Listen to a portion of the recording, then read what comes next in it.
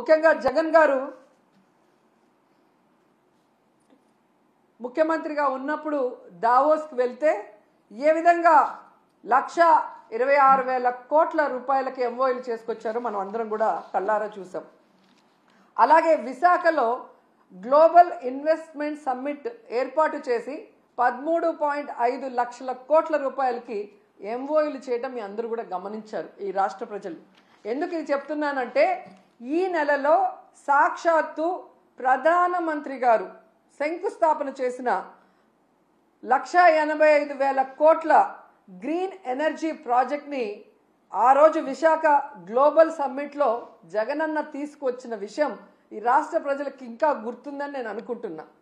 అలాగే ప్రధానమంత్రి గారు శంకుస్థాపన చేసిన బల్క్ డ్రగ్ ప్రాజెక్ట్ కూడా జగనన్న ముఖ్యమంత్రిగా ఉన్నప్పుడు ఇతర రాష్ట్రాలతో పోటీపడి తీసుకొచ్చింది.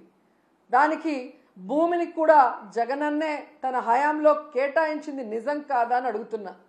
సో జగనన్న తీసుకొచ్చినవి మీ గొప్పతనంగా ప్రధానమంత్రి గారిని పిలిపించి మొన్న హడావిడి చేశారు తప్ప మీ పరిపాలన చూసి మిమ్మల్ని చూసి ఒక్క ప్రాజెక్ట్ అయినా ఒక్క పారిశ్రామికవేత్త ఒక్క పెట్టుబడి అయినా పెట్టాడని నేను అడుగుతున్నాను. జగనన్న విశాఖలో గ్లోబల్ ఇన్వెస్ట్మెంట్ సమ్మిట్ పెడితే అదానీ వచ్చారు, అంబానీ వచ్చారు, జిందాల్ గారు వచ్చారు. అది జగనన్న క్రెడిబిలిటీ, ఆయన సుపరిపాలన, ఆయన పారదర్శకమైన పరిపాలన, ఆయన ఫ్రెండ్లీ నేచర్ పారిశ్రామికవేత్తలతో, అలాగే ఈజ్ ఆఫ్ డూయింగ్తో ఏ విధంగా పారిశ్రామికవేత్తలకి అందుబాటులోకి అన్ని తీసుకొచ్చారో అందుకే వాళ్ళందరూ రావటం జరిగింది.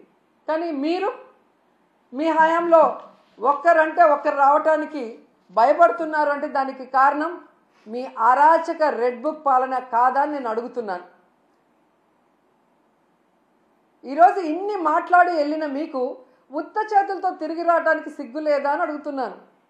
ఏ మొహం పెట్టుకొని ప్రజలకు ఏం చెప్పాలనుకుంటున్నారు? మీకేం కొత్త కాదులేండి. పక్క రాష్ట్రాల వాళ్ళు పెట్టుబడులతో వస్తే మీరు కట్టుకథలతో వస్తారు.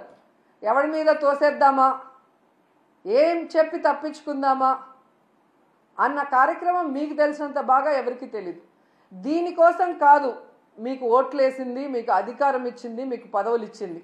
ఇప్పటికైనా ఈ రెడ్ బుక్ అరాచక పాలనని మానేసి ప్రజలకి మీరు ఏదైతే ప్రామిస్ చేశారో ఆ ప్రామిస్ని ఫుల్ఫిల్ చేస్తూ ఈ రాష్ట్ర పరువుని కాపాడమని చంద్రబాబు నాయుడుకి, లోకేష్కి, పవన్ కళ్యాణ్కి తెలియజేసుకుంటున్నాం. Please subscribe .news.